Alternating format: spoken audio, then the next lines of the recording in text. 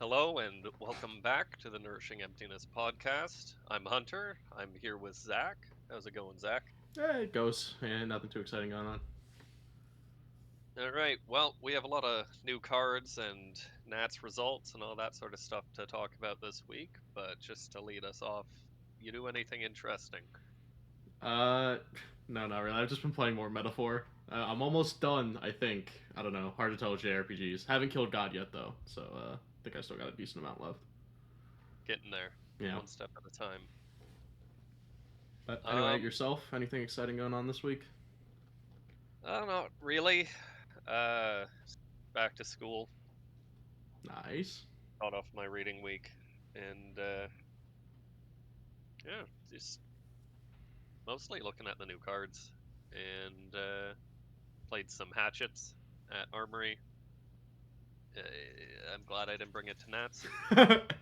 It feels like such a there's a lot of cool stuff going on in the deck, but it's just really unimpressive when you compare it to like the really powerful things you can be doing in the meta. Yeah, I don't know. I feel like if I want to do something that's like Hatchets adjacent, I just play Kasai. I feel like it's doing a similar thing slightly better. I don't have $1,200 for the Fables, so Yeah, just get good, I guess. I don't know. yeah, Alright, we well, shall see. where do we want to start? Let's start with Nationals. Okay. Not a ton to talk about. So this last weekend we had Belgium, Brazil, Bulgaria, Croatia, Cyprus, France, Indonesia, Lithuania, Luxembourg, Netherlands, New Zealand, Singapore, Slovakia, UK, and Vietnam. Yeah, I think that's it. Uh, and wide swath of winners. I don't remember what we talked about last week, though. Knowing myself, I'm sure I said Kasai is a good pick coming into this week. We didn't see any Warriors winning. Also, doesn't surprise me, but uh, we did see an uptick in Slippy. We saw Prism win. We saw more Gravy wins, and a lot of people have been talking about these results in I don't think, from a meta perspective, I don't think they've been talking about Nationals results in a very helpful way, I guess. Before I get too far into that, Zach, what are your thoughts on Nats this last weekend? I mean, for the most part, I think things went as I expected. Like, I expected Gravy to do well. I expected to see Verdance win at least one. It's like once you get to the smaller ones, it's kind of the Wild West. I think a lot of the time, like no like shade or anything to anyone competing in like smaller nats. It's just like you're playing far less CC rounds, so it makes it so that like decks can top if you just like 2-1 CC and then like top draft. So I think that like for the most part, it's what I would expect. You know, the big nats you have like the strong decks show through, and then at the smaller nats you have like specialists that are really good at like their specific deck, able to take it. Yeah, um, yeah. I mean, I would say the same thing too about even the like prior week with Syndra getting 4 wins, or even in general. I think the amount of nationals. So first of all, nationals are at generally half draft, right? Um, and that's going to skew metagame results in the first place. But on top of that, there's just not a lot of them, right? Like we have, I don't know, 20, let's say 20 Nats have been played, maybe a little higher, maybe a little lower. Um, 20 tournament results is enough to get a picture of a meta only if they're all like super high level, I think. And I'm ignorant in this, I'll admit. I might be talking out my ass. But I feel like a lot of these smaller events that are 3 CC rounds, 3 draft rounds, cut to CC top 8, and limited to fairly, I think, minor countries with regards to like pro fab or like high level fab. Obviously, I don't play there and I don't know players from there, so It could just be that there's a lot of really good players. I don't know. It's entirely possible. But at least given what we see in tier 4 events around the world, a lot of these countries don't seem to put up results. So I am a little bit skeptical when people are like, well, look, Katsu won Vietnam, or Syndra won Slovakia, or Slippy won Cyprus, right? These events have like a 32 to 24 player cap. And I feel like people who, similarly last week, saw 4 Syndra wins and said, okay, therefore Syndra must be best deck, when 2 of those wins are coming from like Switzerland and Thailand. Or this week, people are saying, oh, well, Slippy's like, wow, Slippy's huge. And you're getting wins in Indonesia, you're getting wins in Singapore's relevant, mind you, and Cyprus. So, I don't know. I think it's requires closer examination of the actual relevant data than that. Yeah, I think for sure when like half of your Swiss rounds you're not playing the deck, it's going to like draft has like such a huge impact. It has impact at like the larger events too, obviously, but like if you compare it to like US Nats where you're playing what like 2 3 more CC rounds than you are draft, here it's 50-50. The CC matters less, and then if you're a specialist on the deck and you're like one of the best players in your country, you can win on pretty much anything. I think, especially if like that gap is large enough between you and the other players there. And I think that this is like especially a thing in Europe, from my understanding, because it's like all the big events, all the European players can travel to within reason, because they're all like fairly close. Europe you can get across fairly easy, and so Okay. like yeah, so when you silo all the good players into their own country, then it's like okay, well the good players from Europe win in their country. Basically, is what it feels like, and they can do it on most things. I think. At least more likely to. Yeah, I think. Like, Yeah. you will see it a lot more where it's like a good player will, like, a good player can play Trump's deck, I guess, is sort of what I'm saying. Yeah.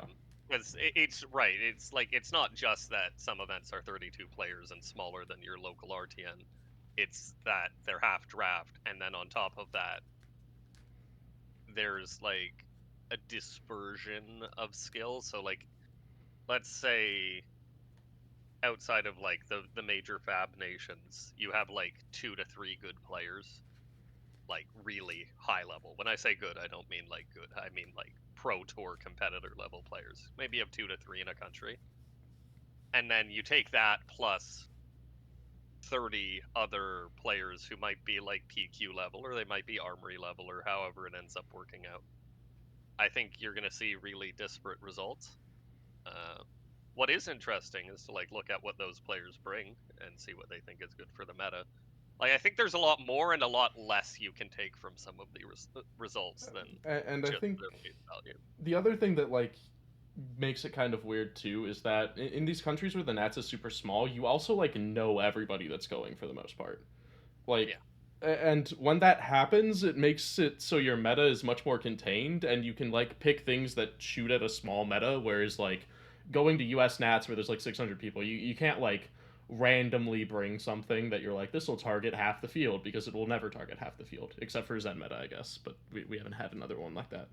So you might see somebody win on Katsu. We don't know exactly, I think, the like distribution, or I'm sure it's out there, but like maybe they're just bringing it because they know that there will be like 16 gravy bones at their nats, and they're like, all right, I'll bring Katsu, and I'll just beat up all the gravies, or so I think maybe that's it's part of just it a too. 6 round CC event and people get lucky, right? Like, Yeah, I mean, it can be that too, but I'm just saying that's another aspect of it. It's just like the yeah, smaller the event gets, the more likely it is that some of these event like weird results are also people just knowing what the meta will be almost assuredly and targeting yeah. it. And that's not to say this doesn't apply to like Canada as well. It absolutely does with like 6 CC, 6 draft. Like, the results are going to be skewed somewhat, even in larger countries, based on the fact that there's a lot of draft mixed in with things. It's not a pure competition of CC decks. Yeah, It does say something about player skill though, which is important. yeah, for sure. Yeah. Um, Anyway, are there any like Nats results that you're like I actually do want to talk about this deck specifically? Is there anything that one that you actually have had your eye on? I want to talk about Gravy winning Major Nats, but uh, give me 2 minutes. You start on that. Sure. Okay. Well, I guess I'll put a pin on the gravy thing while Hunter figures out his stuff. But I think that's the one deck that one that I've kind of been low key looking at for a while now is Dio. I think that like the way that she works into gravy gives her a lot of play. Like the on hit put items into play stuff gives her a lot of gas into that matchup that she wouldn't have otherwise. I think that like the new cog stuff is interesting in her. I think it gives you a lot of like anti fatigue plan and like some interesting things there. So I Yeah. think that like the Dio win is like the one that I think is the closest to like a real deck, and it might even already be a real deck. I haven't really tested with it. I've been playing a lot of Puffin, You know but what's really interesting about the Dio, right? mm, Is yeah, it won Netherlands. I'm looking at the results. Netherlands is first place Dio, second place Dio, yeah, third yeah, place yeah. Dio. No, they all worked on it together, from my understanding.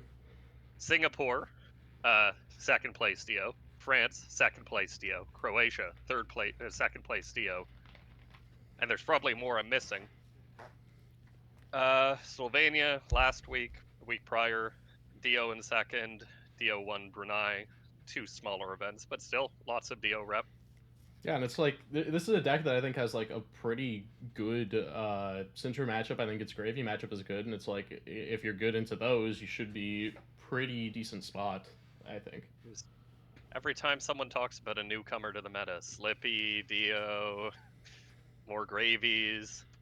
I'm like, wow, well, Kasai's pretty good in all of Yeah, I know this. that's what I'm saying, dude. I think that Kasai is in a really good spot right now. I might just be coping. I don't know. I don't know. We're warrior Hypothetically, players. We're always coping, but like, yeah, no, I agree with you. I think that like Kasai is the one that I'm like, please, for the love of God, someone play this. Like, hypothetically, it should be good. Like all of its matchup spread is good. Maybe the deck is not. yeah, I think it's like maybe it's a situation where it's too fair for long events, where like you're just slightly favored into all this stuff, and so you like drop a game here or there, and then you just wind up squeaking like ninth, 10th, like the warrior thing, and it's like, oh, well, shucks. But I Hmm. don't know. I in theory, I agree. I think that warrior is in a decent spot. Yeah, I don't see anything too strange about these deal lists. I pulled up the Netherlands list from one Ian Zhang, and yeah, I'm not seeing anything too weird. Like interesting ratios on stuff for sure. The one of TikTok clock. Well, I mean, Um, if you know there's going to be it's a bunch of odd. Dio, I guess it's like mirror tech, isn't it? Well, it's gravy too, right? Yeah, I suppose.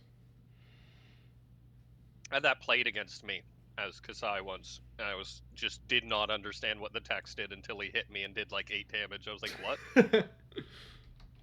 What's this do? Excuse me? That is tough. It blows up my items. What? um, no. So yeah, I guess a little bit of what what's good going into next week. Obviously, we think Kasai is good, but like, let's just pretend Warriors don't exist for a minute. More Slippy, Gravy's doing really well. Where do we go? I don't know. I think that like the stuff that's good is going to continue to be good. I don't think Gravy is going anywhere. He's gonna keep riding the gravy train, I think, and keep winning. I think that Sintra is still fine. I don't know. I think that like as far as aggro decks in the meta go, it's like one of the most fine ones we've ever had. But it's like still good, I guess. I think Dio to me is like hitting the meta at the angle Sintra is better if you're skilled, at least conceptually. I don't know if that winds up being the case. And then yeah, Verdance is still a good deck. I don't know. To me, it's like those are the four outside of Warrior that I think are still good. I mean, Yeah, Slippy is probably fine too, but I don't know. Verdance is like the most powerful or second most powerful deck in the game, but it's got a like really awkward matchup spread right now, I guess. Yeah, I think that like if Gravy wasn't here, Verdance would be such an issue. I've been saying that for like weeks, but because he's here, he's like gating her, and it makes it like really awkward to commit to playing Verdance when you know the other best deck has like a good matchup in you. And Syndra's favored too, right? Yeah, yeah. I think that like the Syndra one is more manageable though. I I I don't know. I've heard the opposite from like really skilled Verdance players, where they're like, all right, Gravy is a match, but Syndra's just like you're flipping coins with disadvantage. Interesting. Yeah, I don't know. I think that like yeah, Verdance is like good, but it has an issue into Gravy, and then it has an issue into the stuff that's targeting Gravy. So it's like until Gravy gets like figured out where people understand where he is in the meta and how to target him, I think that Verdance like is going to be a solid choice. You're just like kind of planning to dodge. Yeah, and I think it is also worth noting, sort of on that. I think Verdance still has like the best conversion rate, essentially. Yeah, because I think she's like the strongest thing Maybe into the Slippy field is for better. sure. Like Maybe Slippy's better now. Not entirely sure, but even if Slippy has a better conversion rate, I would still say that like Slippy is probably skill checking harder than Verdance is. I think Verdance is just like consistently doing it. fair enough. But either way, I think that like if you want something that's good into the field in general, Verdance is probably the best thing in general into the field. But like if you want to go and win, then you know Verdance is probably struggling to get there in top eight, assuming you're going to see any amount of Gravy, some amount of Syndra. Yeah, I think Verdance is a good choice if you've already been playing Verdance for a month. Yeah, I It's mean like, that's the other interesting thing about like how Nat season works is that like the longer the season goes, it rewards people who have been committed to decks for longer.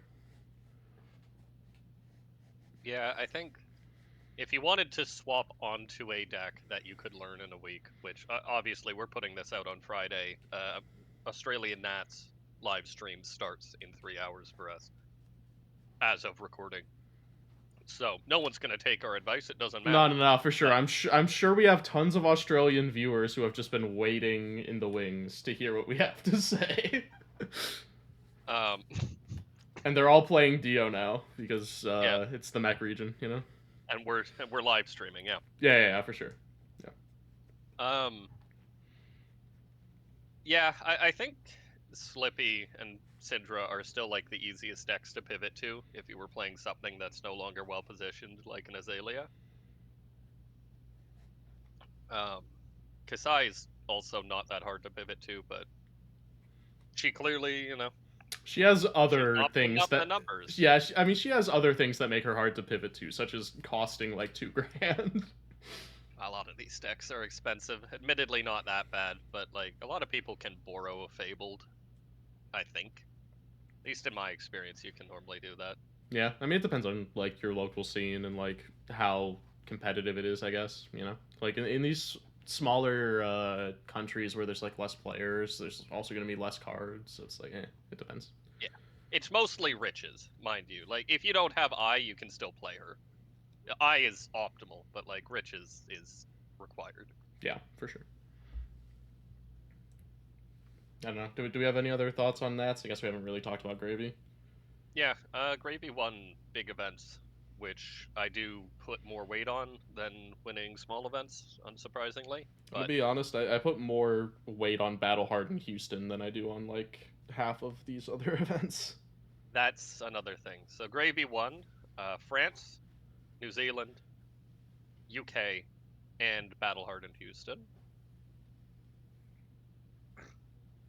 Huge swath of events for him now.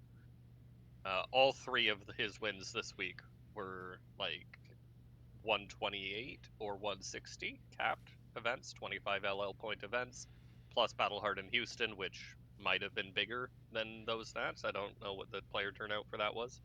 Yeah, I'm not sure what the Um, exact number was either. and uh, I normally I'd say, and it's in the U.S., so it probably had a higher density of like Pro Tour players. But hey, he won UK, France, and New Zealand, which are all very big for Fab. So that might not even be true. Yeah, I mean, I think that he won basically all of the highest tier events this weekend, from my perspective. Yeah, save for Singapore and Brazil. Yeah. Singapore taken down by Slippy, and Brazil Prism, which I think are very relevant results. Mm, And don't know if Taiwan was this week or last week, but they had a Verdance win. yeah. But either way, the majority of the high tier competition was won by Gravy, and I think that as the deck is getting more solved, people are getting more reps on it. It's just going to continue to become a stronger and stronger presence in the meta. Like this deck is an issue. I think I would not be Gravy is the surprised. best deck in Fab, but it doesn't mean it's the best deck for your tournament. This is also true. Like especially if you're going to like a smaller Nats and you know that like, hey, I'm in like Australia, for example, and I know there's going to be a million Dios because everybody plays mech here, or you know there's going to be like a million Syndras or something like that, then maybe you don't bring Gravy. But like in terms of going into a open field where you have no idea what to expect, Gravy is probably the best deck, and also like I would not be surprised if we saw some amount of hits at the end of the season. He is a really problematic deck in my opinion. Well, let's look at that quickly. When is the next BNR? We just got I'm not sure. one, and the next one is September 1st, so after a lot. Yeah, so we've got like 2 months. Yeah, so we have the Pro Tour, which is a big CC event, and then I assume we don't have any other CC events until then because it's Skirmish, which is LL Blitz, right? Yeah, LL Blitz and I think Crack Shuffle Play is the third format. Right, yeah, for Guardian Masters. So that would be a really interesting event.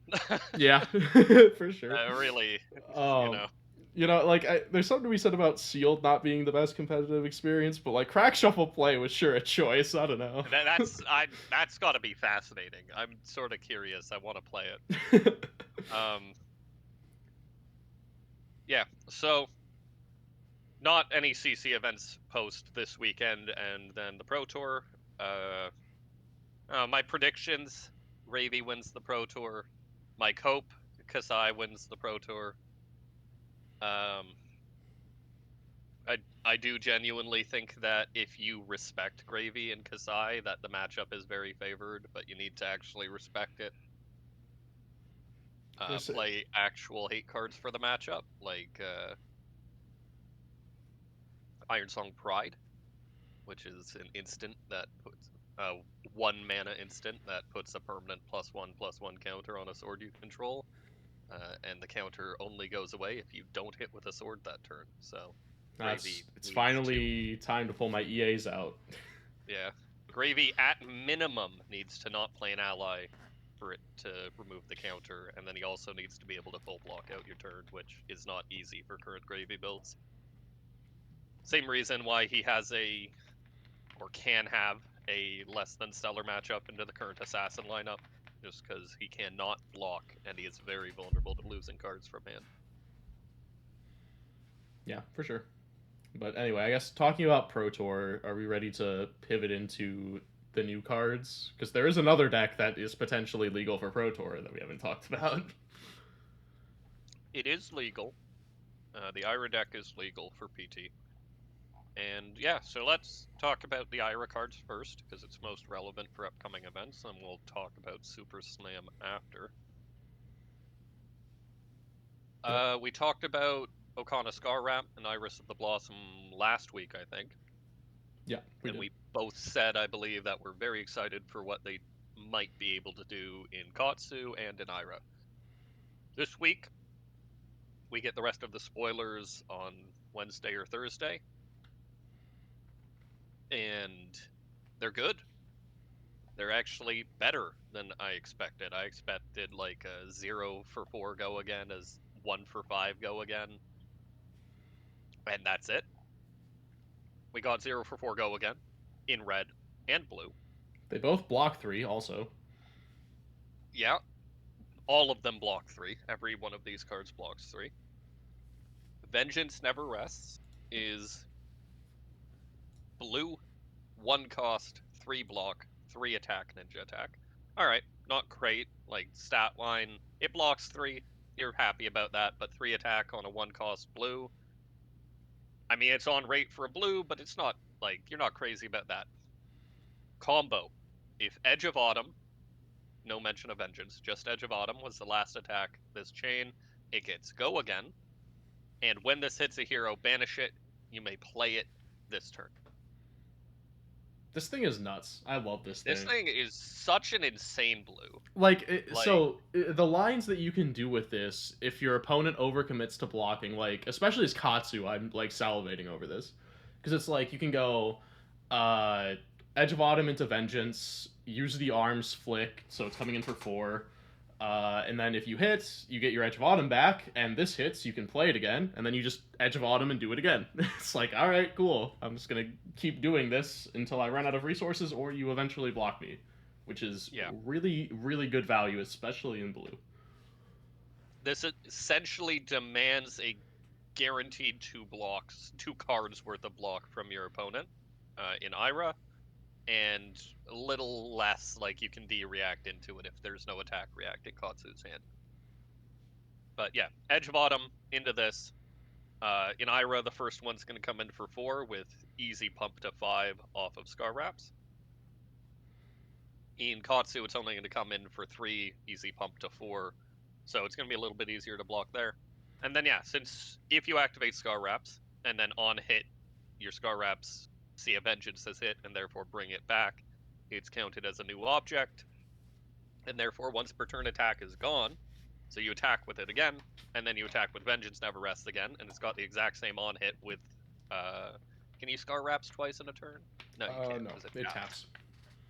But still, it just nets you another bunch of damage. This is really, really good in Ira because you have Tunic in that deck. It's less good in Katsu just because you're not really going to have resources for it all the time.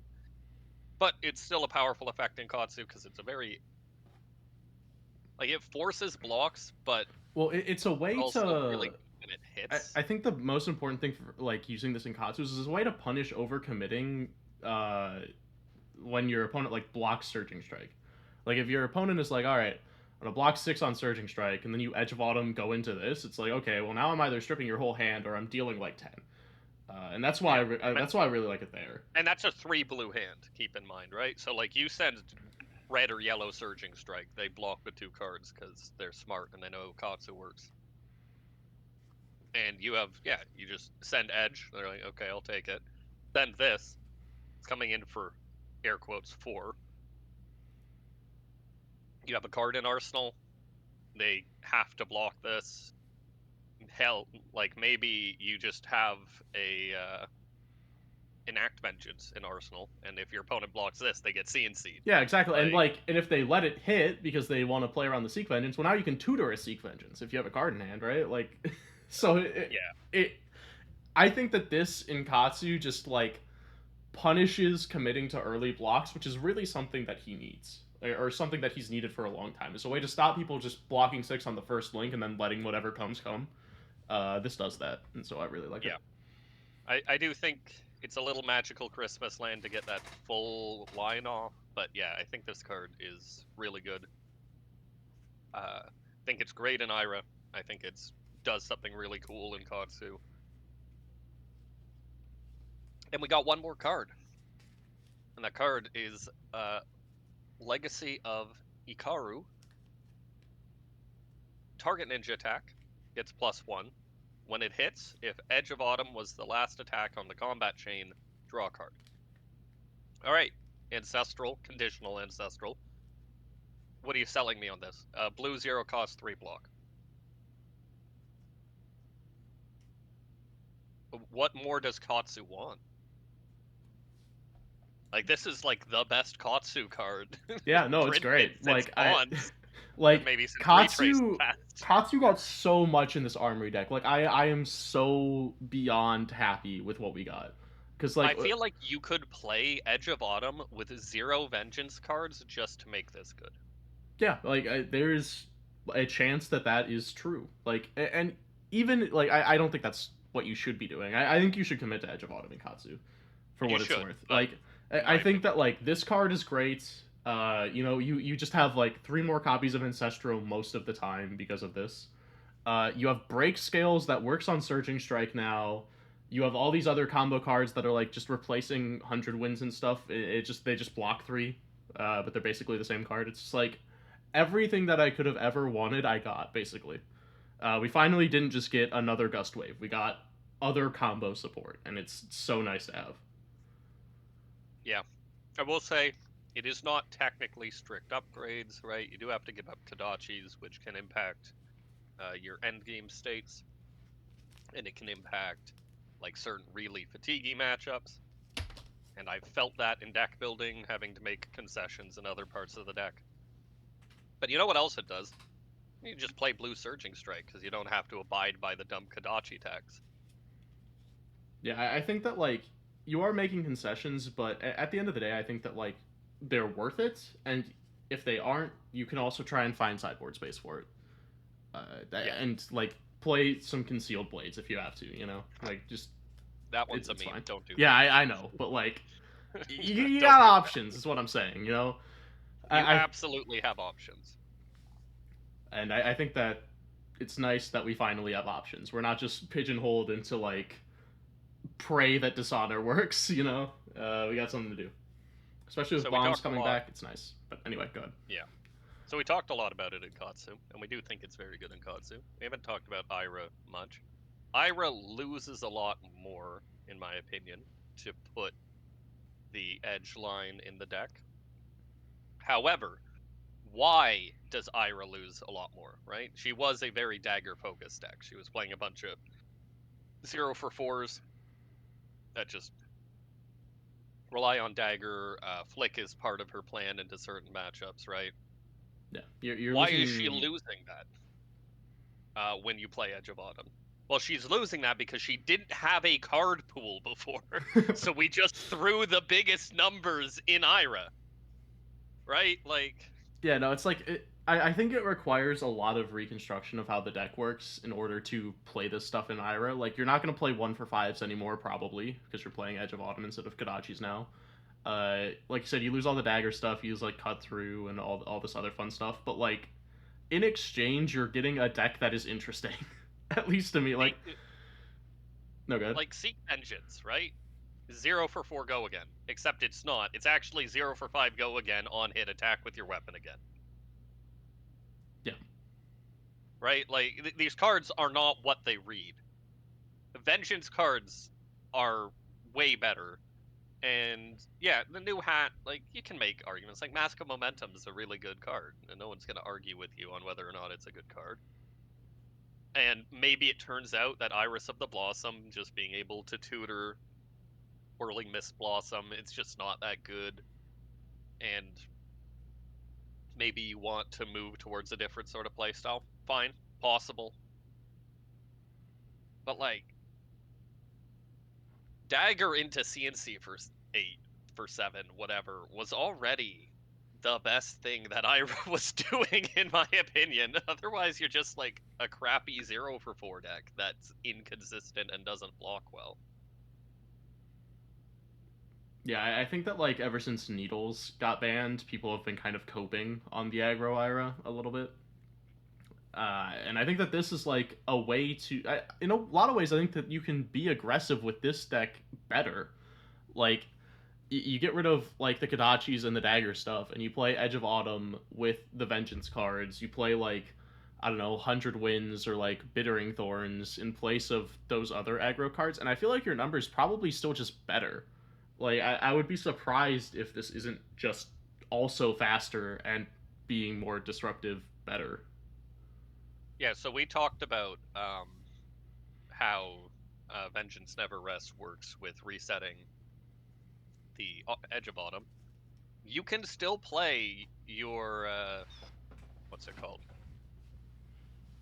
Your dual threats.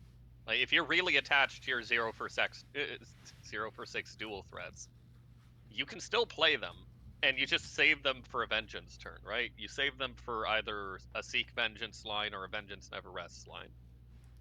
And the other Into decks thing, that aren't blocking you, that hits, that resets sword, and then you get your full line anyways, and then you tunic into a CNC to end it. yeah, and the other thing is that like the thing that always killed Ira for me personally was like if you ever draw an all blue hand, your deck doesn't function. Well, if you draw an all blue hand, but one of them is Vengeance Never Dies, well now it's like totally fine. This is a hand that functions, you know. And you get to play other good blues. Like you can play blue 2 for 4s without any opportunity cost because you're not locked into Kadachis now.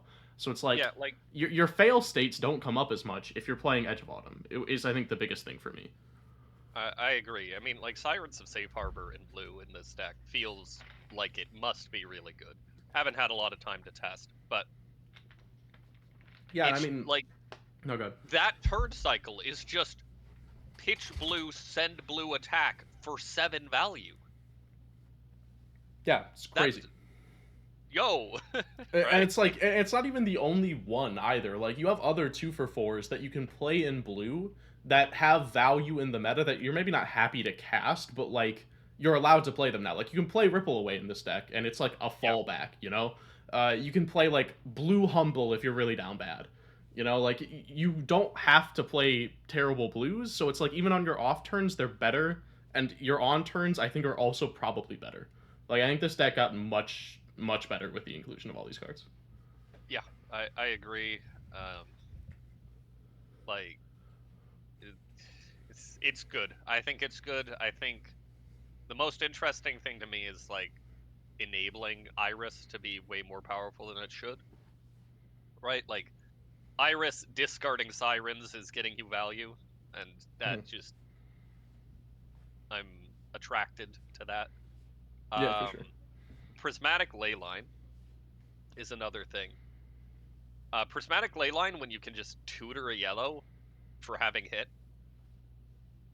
he's suddenly like a really good card for going wide. Yeah, I mean, true enough, it makes your spec a 0 for 4 because it gives a +2. Yep, it makes that a 0, even if though that's the only yellow attack in the deck, right? Pumps Mist Blossom to 4. It lets you send one of your very relevant on-hit blues for +3, and there might even be a red in your hand. Yeah, it's like the if the red is for 7 and the spec is for 4, it's like all right, perfect. We're just all of the terrible breakpoints our opponent doesn't want to see. You know? Yeah, and then the blue is for +3. Like here's like your turn, right? Prismatic Leyline, send sword, send Vengeance Never Rests. If they let sword hit, you tutor Mist Blossom. If they let Vengeance hit, you get another Vengeance, right? Like if they let Vengeance hit after sword doesn't hit, you tutor Mist Blossom. Like, and then maybe you can even end that on a red. Yeah, especially if this Like blossom hits, then you drew 2 cards and you're like, all right, exactly, cool. right? Like is it the most powerful thing in Fab? Absolutely not. It's just like a way more complicated to set up Blood Rush Bellow. But hey, this deck has a little bit of issue closing games into things that block a lot. So yeah, you know what? Build your own Blood Rush Bellow seems all right. Yeah, for sure. So I guess if we want to wrap on Ira, do you think that Ira or Katsu can make a splash at Pro Tour? Do you think they're a decent choice with this support? And go out on a limb with like not enough testing and say that I think Katsu is a better ninja than Syndra, at least into the meta as we currently see it. That Um, isn't that's not probably a hot take by most, I would think. You want to go into why? I just I think he's better in the like. First of all, I don't think people will expect it, and if they do expect it, I don't think he's as resilient as Syndra. So Yeah, that's fair. I do think he can be hated out, but I don't think people would expect it. I think you will demolish the aggro mirrors. Like maybe Katsu Dio is like a coin flip, but generally speaking, I would expect you to be stronger in that sort of matchup. I'd expect you to beat Syndra very easily and very consistently. I'd expect you to have pretty much just like a better matchup than Syndra into Gravy, um, if not better than equivalent. Like certainly a good matchup into Gravy. And then there's the question of like, are you better into Verdance and like Verdance Prism and Slippy, I guess, are the other like major decks that you have to worry about, and those are the places I still have questions. I don't know. I don't know if you're better there. It's possible that Ira makes a splash. Like I would have Ira like under my dark horse category because I think she could have good matchups into the faster decks and into Gravy, but I'm not convinced that her Earth matchup is going to be very good, and I'm not convinced that like a lot. I have to see more. Yeah, Actual I gameplay. think that like where I'm sitting with it is like Katsu to me feels like if he does well, it's because he dodged things that are bad for him. Whereas if Ira does well, it's because she's a good deck, is where I'm at with it. And I'm not sure if either will do well yet. I haven't tested enough of it. But I think that that's my expectation. I agree with you that Katsu's way more targetable, and I think that he has like bigger holes in his matchup spread. But like Man can still just do 46 damage exactly turns. right. Like so, if he does well, to me that says okay, I either high rolled a bit or I like dodged my bad matchups and did well in my good ones. Which Yeah. maybe isn't the case. Maybe he's just cracked and bonds should never have been allowed back into the game. Maybe that's Uh, the case. But well, like, I don't expect him to be that good. You know, I would argue both can be true. that's fair. Yeah. I think Bonds might still be an insanely broken card, but Katsu may not be consistent enough to like pull out a big tournament success. Still, I think Syndra's bad matchups line up very, very similarly with Katsu's bad matchups, maybe with the exception of Verdance. Not I sure. think that Prism also is probably easier for Syndra. Like Flick Knives goes a long way. Definitely possible there. Um, Guaranteed on hits on Heralds. I don't know. Goes Yeah, both ways. yeah, Or like fair. on Angels. Um, Depends on like they can only blow up their own Angel in response to attacking once a game, so it depends. Um, I I do think it's interesting. Like I don't personally have enough experience playing the matchups to know, but I think both of them minimum dark horse. Like I think these are big upgrades for both decks, and I'm a known Katsu coper, so Yeah, I mean, I'm with you there. I'm a big Katsu fan. I'm excited to bring him to Armory once I get these Ira cards. People, I said that I was gonna bring him to Armory after Bonds got unbanned, and then I never did it. So people have been giving me crap for it, and I'm like, now's my time. It's coming. yeah, I think that's the gist of it for the ninjas. Who do you think winning the Pro Tour? Um, I think that like I don't know, Gravy is the obvious big bad, which means people are probably gonna be targeting him. I think that he's maybe resilient enough to not care. So I guess my most likely candidate's probably Gravy Bones, but if you want like a dark horse, I could see sneaking in there. I think I'm gonna go out on a limb and say Dio. I think that Dio is well positioned. I think there's a lot of really good Dio players. I wouldn't be surprised if we saw Dio make a splash there. All right. And Zach, are you a wrestling fan? Not really, but I appreciate the puns if nothing else.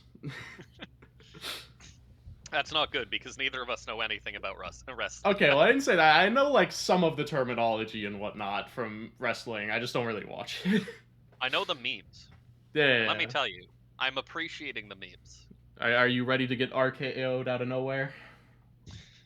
Oh my god. Anyway. Um. All right, so let's talk about Super Slam. We're the only podcast I've heard that can say Super Slam without accidentally saying SummerSlam because apparently SummerSlam is a wrestling thing. And all right, let's talk about our reactions to this set because I feel like we've heard some interesting and disparate opinions on the set.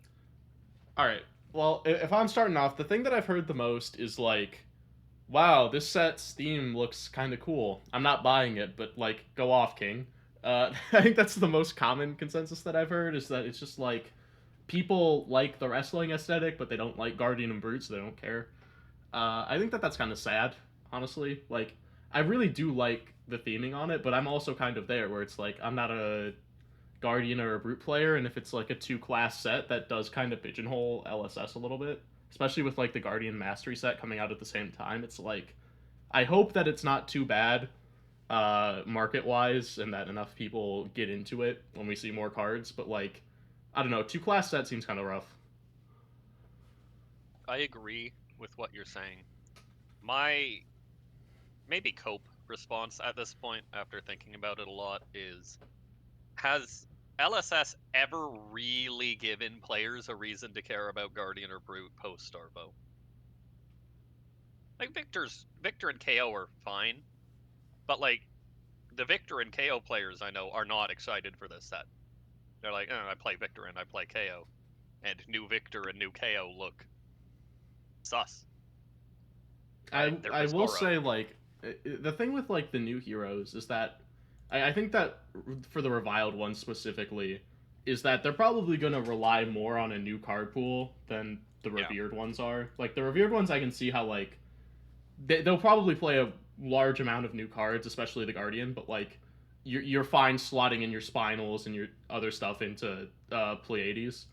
But like you can't do that for Lyeth, which I think is why a lot of people are kind of down on the little short gold main boy. Yeah, I think Reviled is functionally a new class. At least the way that the text seems to imply that the heroes will work. Obviously, we don't know a ton of cards.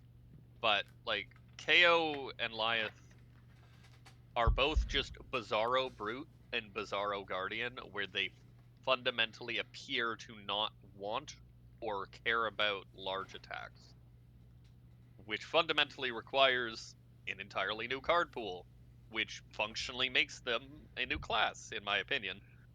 Um, so it makes sense that people aren't excited for that. We have no information on Pleiades other than the theme, really. Yeah, I mean, I will say, out of all of the heroes here, Pleiades is the one that sounds the most interesting to me because it sounds like you're taking counters from auras and moving them onto other auras for like value, and to me that seems like an interesting minigame. But I, we obviously don't know how that minigame is working towards winning a game yet, so it's hard to say. there's a mechanic in Magic that I remember and don't remember what the mechanic is called, but like you have a card and then you count down every turn and it has like Suspend? a verse counter. No, it has a verse counter Oh, and sagas? sagas. So I don't think that's what suspense is, but would it not be so cool if It it would be was? interesting if you were climbing back up the saga. That would be sick. If that's Right? what that Like, was. isn't that so cool if Okay, that's but what? like to be fair, I don't want to like assume it's It, that because like it's gonna be the no, same no, I thing as know. like it's gonna be the same thing as when Tekla was revealed and we saw the armor and I was like, oh, that's so cool. You're gonna swap in and out of armors to get the unequipped value every time, and then you just never did it. Hmm. So I'm gonna operate I, under the assumption that it's like they're gonna be auras that leave the field, and when they do something, and it's gonna be a game of like picking your moment to have the auras leave. That's yeah, my assumption. there's three ways that I see it. Like, it's either it's either Magic Suspend, where like you play a card with suspense counters on it, and then they tick down, and then it comes into play and has an ETB effect, or effectively what Zach said, it could be in play and when it leaves. Either way, it's the exact same thing. Or they're static effects, and effectively it works like Steam counters and Crank and Mech, where like you can move essentially your effect would be move a Steam counter from one item to another.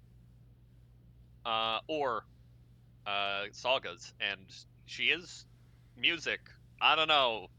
It could be sagas, and if it is sagas, I am so hyped. Yeah, no. It's If like we see the first aura and it's a saga, I'm hyped for Pleiades it's then for like sure. that's so awesome. Yeah. No, that And sounds like a I feel sick bad because deck I to play. had the thought while we were talking about it here, and if it's not that, now I'm gonna be a little disappointed. I'm still excited for Pleiades. I'm excited for what is presumably an Aura Guardian, um, and to see where it goes. but we don't know anything really about her right now. We don't even know what a confidence token is.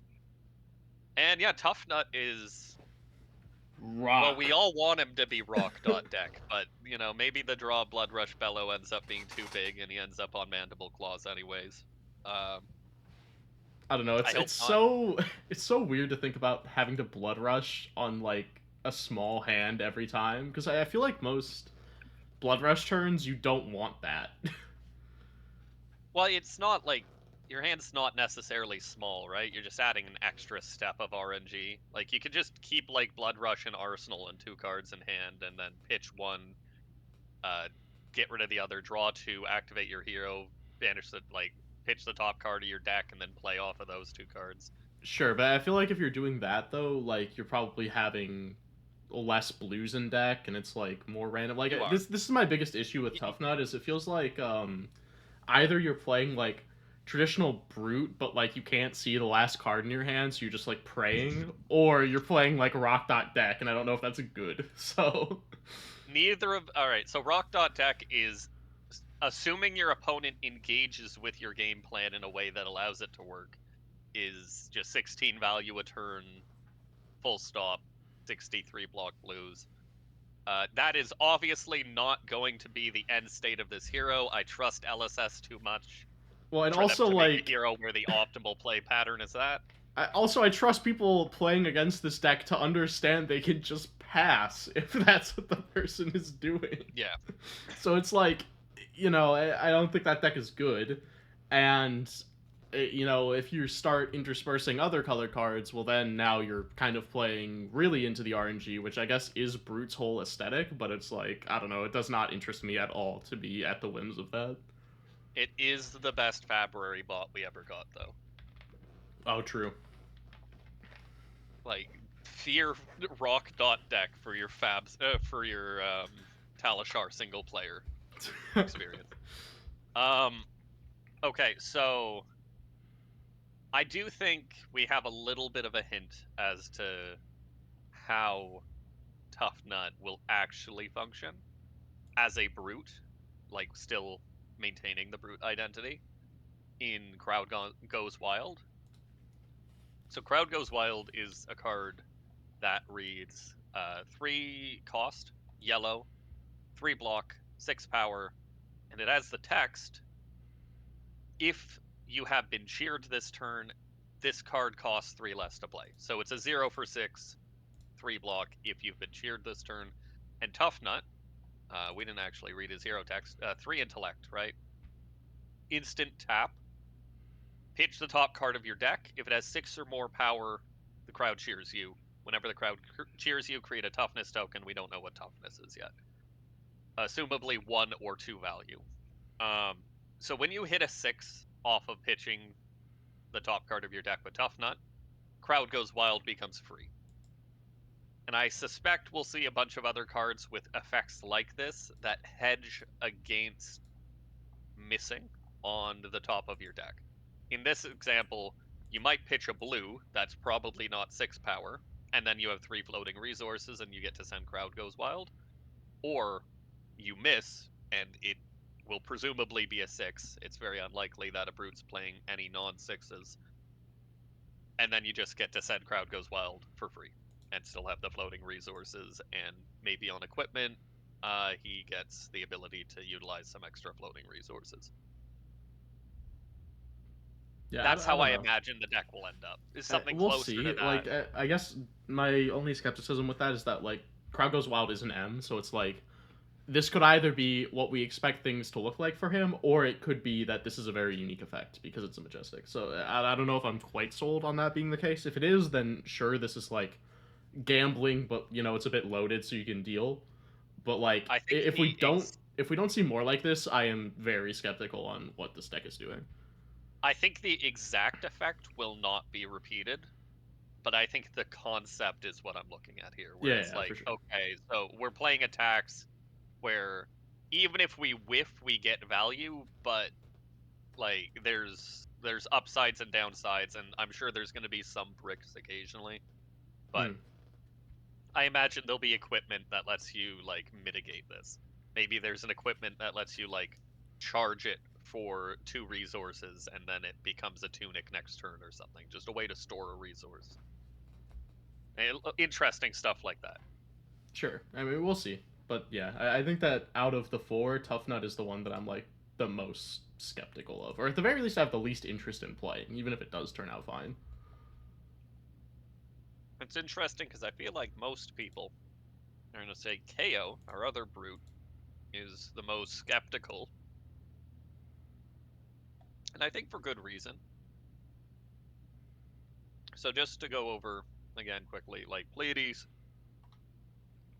normal-ish Guardian, 4 intellect, 40 HP, and has text that we don't really understand what it does yet.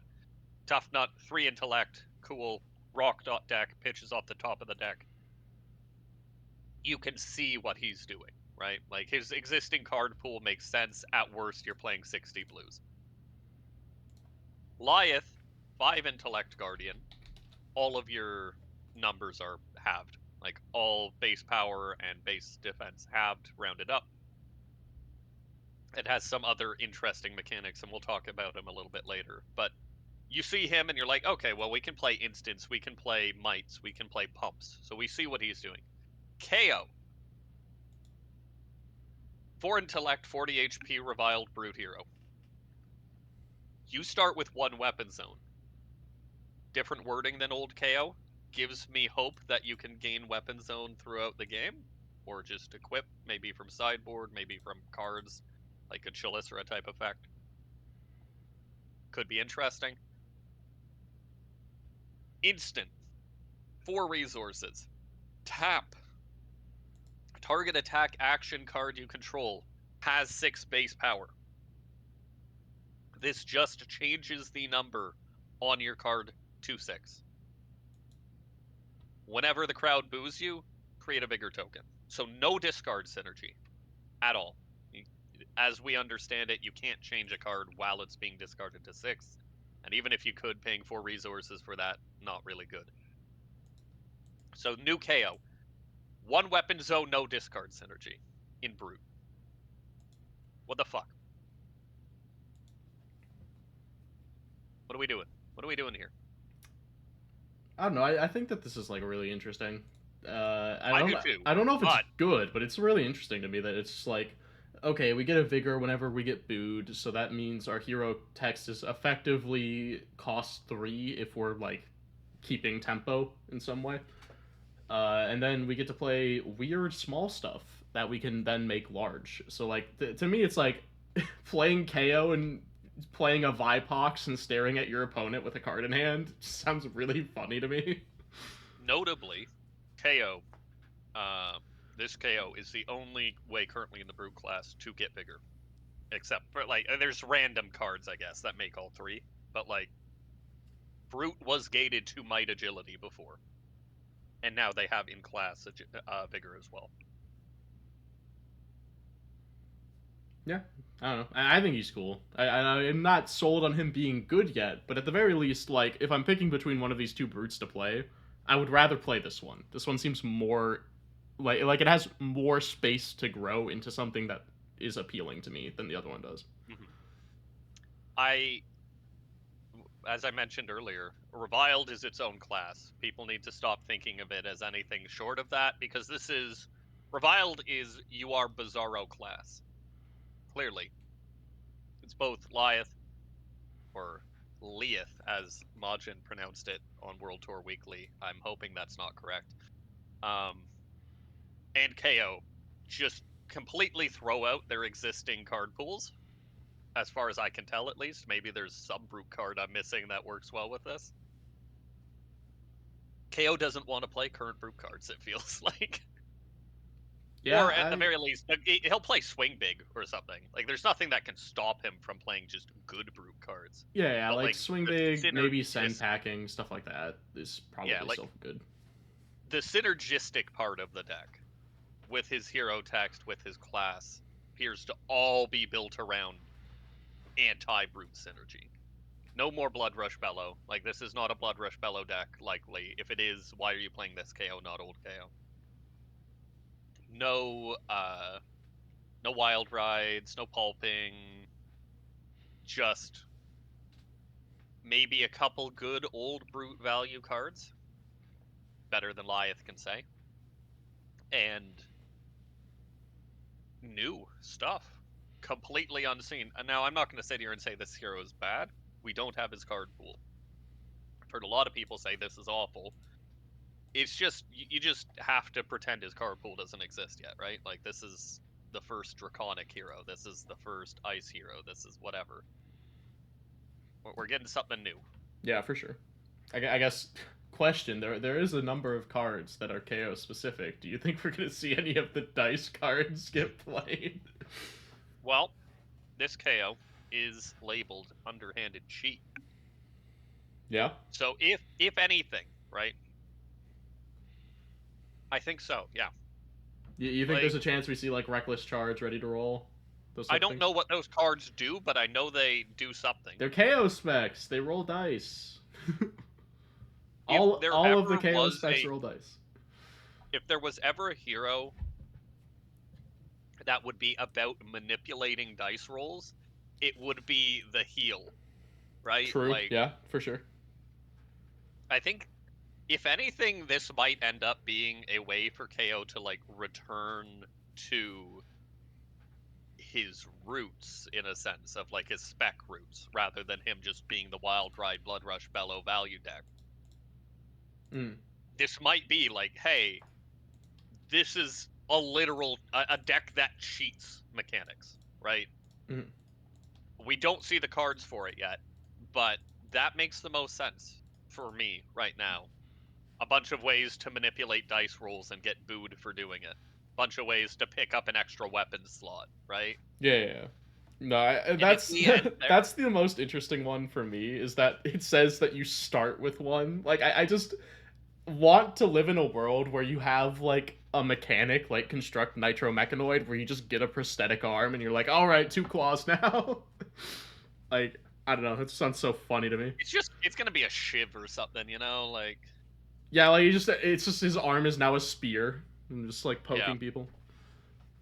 No, it could be I don't know. I see maybe more than any hero in this set, I see a lot of room for very interesting directions taken with this. Obviously, if it does turn out to be sagas, I'm going to change my mind because fuck, Yeah, for that's sure. awesome. But I mean, if like nothing else, yeah, go figure. The warrior players are excited by person who has +5 pump on hero text, but yeah, I don't know. Like, it's not even that. It's like I am not at all excited by his hero text really. I mean, it just seems like it'll do interesting stuff with cards that are built to use it. I am excited by like the implications of like the theming and lore around this character and what cards that might mean we get. Like we were talking about dice manipulation and like other ways to like cheat fab mechanics. This set already is sort of cheating fab mechanics with 5 intellect and 3 intellect. Let's do it some more. Reviled is the cheating talent. Let's see it. I want to see what we can do with that. And that brings us into like KO's charm. He's called Cheater's Charm.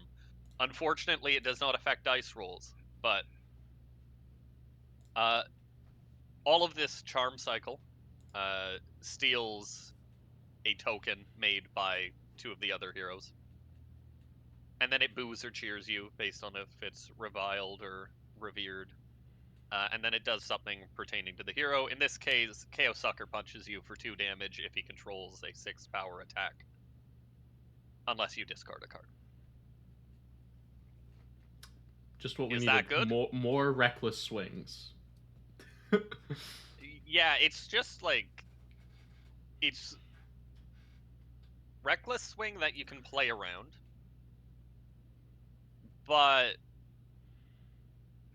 I don't know. All the I mean, charms to me, at I think least. this card's a lot better when you're considering the fact that you might be intimidating 3 times on it. Yeah, for sure. Um, I don't know. To me, like when I look at the charms, I think like Pleiades one looks the best to me, and I don't know. Really? Some of these look very limited coded to me, where it's like they're so like token specific on the top line, and if you don't get the top line of text, are they efficient? I don't know. Uh, but they're definitely interesting. And I like the pun of like one time out of retirement, bringing the super rares back. Like that's cool, I guess. But I don't know. I'm skeptical on how good the charms actually are. It is worth noting that in the super rare announcement, they did say that they're all signature moves and they are limited oriented. And I don't disagree with the fact that these cards are limited oriented, except for, I don't know. I think they'll all see play. At least these four charms will all see play in CC to some extent. KOs might be the worst, but I guess I you think said the Pleiades. Guardian ones seem better than the Brute ones. I guess would be definitely my opinion at least. I agree. I think Numbskull Charm is fine, but I agree. Yeah. Thespian Charm, which is the Pleiades charms. Destroy a Might or Vigor. Crowd cheers you. Return an aura permanent you control to its owner's hand. So this essentially points you really hard towards either like the mech like persistent effect auras with steam counters effectively, or sagas. I'm Yeah. hoping it's I mean, sagas. it's definitely just like bouncing your own auras to get value is like the But theming it for can't sure. have But like, destruction effects is important, which is well, something yeah. you were So talking it's like I guess a better phrasing would be like when this leaves the field, do X like a Cilio, you know? Yeah, or yeah, if it's like bounceable, that's Yeah. fair. That makes sense. Yeah. Uh, uh, I don't know what this card does yet because we don't know what it would target yet. Yeah. Numbskull Charm for Tough Nut is Destroy Confidence or Might. Cheer. Pitch the top card of your deck. If it has 6 or more power, create a Vigor token. I see this card as like Tome of Imperial Flame, like in unironically, like not that good, but like Yeah. It's not you're that just good, but it's pitching, fine. but like you're just pitching a card and getting value if you don't get full Well, it's value like out of the issue that it, I right? have with this card is it feels very redundant in and of itself because it's like if you pitch the top card of your deck and it's like not a blue, presumably it's going to be a 6, which means the crowd cheers you off Numbskull, and then this also cheers you, and it's like I haven't Yeah, but seen a you get double reason cheer. for like double Great. cheer to be good, right? Like, So first of all, are things just not once per turn? I'm misunderstanding. they're not once Oh, per okay, turn, I but see. Well, yeah, but whenever the cloud cheers you, sure, yeah. So I guess you do but still get some value from redundancy. That's fine. Tough Nut Tough Nut's ability cheers him, not he gets cheered when you pitch a 6 or more. Yeah, I that's what I meant though, right? Where it's just like you get cheered twice on this, and I guess if you're still getting value, it's fine. But it's Yeah, like I don't know. It depends on how good toughness is, I guess, if that's fine. yeah. But I most people are probably leaning towards like +1 block or something, which possible. I think it might be more than that. Just 3 intellects a big punish, so I wouldn't be entirely surprised if toughness had like 2 value or 1.5 value. I don't know. I don't know if he's even like the only person who's going to make them yet, right? Like it could be that like both the brutes can make it. We don't really know. So it's like Maybe. I But wouldn't like if you're I just wouldn't hedge too much on like them balancing toughness purely around Numbskull, or it could be like a revered mechanic even where Pleiades also maybe. makes it. So I will say though, right? Numbskull Charm, just looking at it, pure value orientation, assuming you can use the resources in pretty much any quantity that you get off top of your deck, which may or may not be true. You get a cheer, which is worth at minimum 1 off of the toughness, we're assuming. And then you pitch the top of your deck, and we're assuming that if it's not blue, it's a 6 for now. So red, this is a 3 value card because you make the vigor, you get 1 pitch, you get a toughness. And this is assuming you're not destroying confidence or might. Yellow, you get 4 value. Blue, you get 4 value unless it's a 6, in which case you get 5. Just seems like a fine card, assuming you can use the resources, and I am assuming you can use the resources flexibly in this hero, just based on what this hero requires to be at all functional. mm, If Tough Nut can't use variable amounts of resources on demand, then this hero is not going to be playable. yeah, I don't know. Like I think that it's hard to like predict exactly how this hero is going to function. Like because the other thing is that all this stuff is instant speed too. Like, his hero attack is instant speed, this is instant speed, so it's like, in theory, you should have stuff to do on both players' turns also, but I'm not really expecting that in Brute, really, so it's like, I don't know, it's kind of weird, I hard to don't know. say. Could be new stuff. Could be interesting. Yep, I mean, it could be, but I'm skeptical on Brute being the wizard-esque play on both players' turn class, so I'm gonna wait and see on that one, I think. All right, and the last charm, right? Lyeth. I haven't I think even we should really just talked about him. yeah. Let's talk about Lyeth like in depth a little bit first because it required for context on his charm. I know we're doing this in a really coherent order. Yeah, no, we Um, planned out a lot, I think, yeah. yeah. Yeah. So I mentioned before, Lyeth is our first 5 intellect hero, and his punishment for the grave sin of being intelligent is the Being base short. power. Yeah, being short. The base power and block of all cards you control are halved, rounded up. It's our understanding that this means equipment, this means weapons, this means cards in hand, everything, pretty much. Um, he has instant, 2 resource, tap. The crowd boos you, defending action cards you control get +1 block this turn, and whenever the crowd boos you, you make a might token. Initial receptions to this guy are interesting. Like, I think a lot of people at this point have arrived at the idea of, oh, you play instants like Oasis, Respite, and Steadfast, and Blessing of Serenity, and random Guardian things, and you can solve blocking. It's a pain to block, but you can block 3 or 4 for your value. Well, I mean, even if you have to block with an action, like, if you block with an action plus Ram's Head and pitch a blue, it's still not the worst thing in the world, right? Like, Yeah, you're like that's blocking 4 and you make a might with 2 cards. It's like 2 card 5. It's okay. yeah. And 2 card 5 sounds bad, but remember you get 5 cards a turn, so all of your evaluation of like what is a card worth in Flesh and Blood needs to be changed when you're playing this hero. What don't we have right now? Well, we sure don't have a way to do damage. We have seen 3 reviled cards, and only one of them seems useful for Laya solving his I want to do damage problem. And I will assume that all of the Guardian auras that pump, they all say next Guardian attack action card. I'm going to assume you're not playing a lot of Guardian attack actions cards with its stats halved. So it's time to play Nimby. Entirely possible. This could be a Nimblism or a Minnowism deck.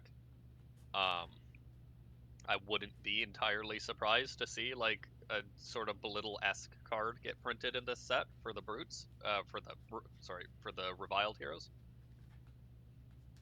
Like a reviled Belittle, even maybe literal reprint.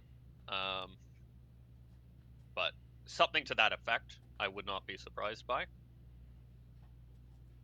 Um, we could see all sorts of things, really. But the big thing is we have no idea how he's going to do damage yet, other than it will probably come from pumps. And yeah, it's really interesting concept. But I think what people are looking at on his charm, right? So his charm, normal, yellow, 0 block instant. All of them are yellow 0 cost instants. Steal a toughness or vigor token. The crowd boos you. Target hero loses and cannot gain abilities this action phase unless they discard a card. So, first impression, you target yourself, right? You lose your text that says your stats are halved, and now you can just block as you would, right? That's fine. That's good. It's powerful. And I believe the way the text is laid out means the crowd would boo you first, you would get the might trigger on the stack, then you would lose your text. So it should all work out the way you want it to. Boy, aren't you excited to play Levia into this? I feel like there's a lot of heroes that get really hosed by instant speed lose your text. Like, No, but they can discard a card, right? You know who can't hold a card in hand every turn of the game so that they don't take 15 damage? Levia. Yeah, I mean fair. Like Like it is one thing if your opponent is trading Liar's Charm with you discarding a card in Slippy so that you don't lose go again, right? Like that is a very relevant interaction, but like that's a 1-for-1 card trade. Obviously Lyeth is going up because he has 5 cards, but it is what it is, yeah, I right? mean like it's different for like decks in the game right now, but I'm just imagining a world where like this charm was legal when Mystic Heroes were, and you see like Zen double transcend with like 2 cards in hand, or like Liar's He Charm on the discards a stack. Crouching Tiger. He doesn't have it yet. That's the point. But anyway, Yeah, but like so it's you like don't I don't know. I you think only that lose there's this action phase, right? yeah, yeah, Like you for just sure. Yeah, but like what I'm saying is that I feel like there's a lot of heroes where going down a card or losing their text is like really problematic for them. Like Katsu, it's really problematic to go down a card or lose your text. Like it just like ruins your whole turn. yeah, So I think it that can. like this card seems ridiculously strong to me. I find it very interesting that you said the Pleiades charm was better. I do agree. I So think I that don't know. To me, the Pleiades charm is like I think that it's better, assuming you have like good auras to bounce that give value when they're bounced. If that's not the case, then I think Liar's charm is better. But like, because like to me, the Pleiades charm is advancing your own game plan, whereas like Liar's charm is very clearly like trying well, to. it can do either. It could do either, but I think That's that the like, power. but I think that like the amount of time you're targeting yourself with this is probably quite slim. Like I don't think there's actually like you're not gonna build Lyeth, at least in my opinion, in such a way that you rely on this charm to do damage. Because if you're doing that, I think your deck's just bad. You only have I 3 of agree. these, so it's like the amount of use case for targeting yourself seems very slim because the deck isn't going to be built to utilize it. At least I don't think it will be. Yeah, that depends on if there's more of these lose your own hero power effects. But yeah, I agree. I do think Liar's Charm is the best charm, unless we get some baddie sagas. I don't see the Pleiades charm rising to the level of annoyance that this will. Well, I think Not annoying because and good is different though. not Like, because Liar's Charm is a better card 1-for-1, but because it's your 5th card instead of your 4th. You have to evaluate cards in Lyeth a lot differently. Like I said earlier, Liar's Charm is the 5th card in your hand. It does not have to be worth the same as the 4th card in your hand. I mean, I suppose, but like the other thing is that like if you're using Y, especially if you're using it on yourself, I feel like you're basically just like forgotten you're a 5-int hero Yeah, for the turn or whatever. And it's like at that point again, why are you playing Wyeth? In my opinion, it feels like you're going through like a bunch of hoops to like fix the fact you played something bad. So to me, it's like possible. the card looks like it has like multi use case. I don't think that the second use case is really there, at least not from what we've seen yet. Like everything can change when we see more cards, but like I don't know. I think that it's like using it to hose someone else is better than using it in the other case, and in which case it's probably a sideboard card, in my opinion. But we'll I see. think there's a very real chance that you have a very small select few big attacks, and you can attack your opponent with them, and they can choose whether or not to block double their power or not. And then you can sit there, and if they block double their power, okay. If they don't, well, I mean, here you go. I'm doubling its power at instant speed. Yeah, I mean, I guess like you can just throw Spinals in your deck and just be like, I will play it and pretend I have this every single time I see it. But like, I don't I know. don't think it's like that. I think it's more along the lines of I think there will be new cards printed that act in that way. Sure, I mean, we'll see. But yeah, I don't know. I think that it's like to me that just sounds like we're playing a bad Guardian. That's why the rest of the hero needs to do other stuff. But I think this targeting yourself will have more implications than like I think that will be the baseline use of it, and then if you're against a hero that you can mess up, it's just insane. Yeah, we'll see. I'm more on the line of like I want the deck to be a deck that has enough other stuff to be doing that it doesn't need to do this. I guess is where I'm at. And if it's not, and you like need to fit in cards that play off this and this, then that's fine. Like I don't think it's I, terrible, but I think that like I'm hoping the deck has enough other stuff to be doing. yeah, I mean, even if it just gives you 4 or 5 block on a turn against like one. All right, one more thing. Obviously, you're going to be picking your equipment and stuff like that based on your hero text having its block, right? One thing that someone did mention is, hey, well, you can just like Liar's Charm yourself once a game to get full value out of your equipment.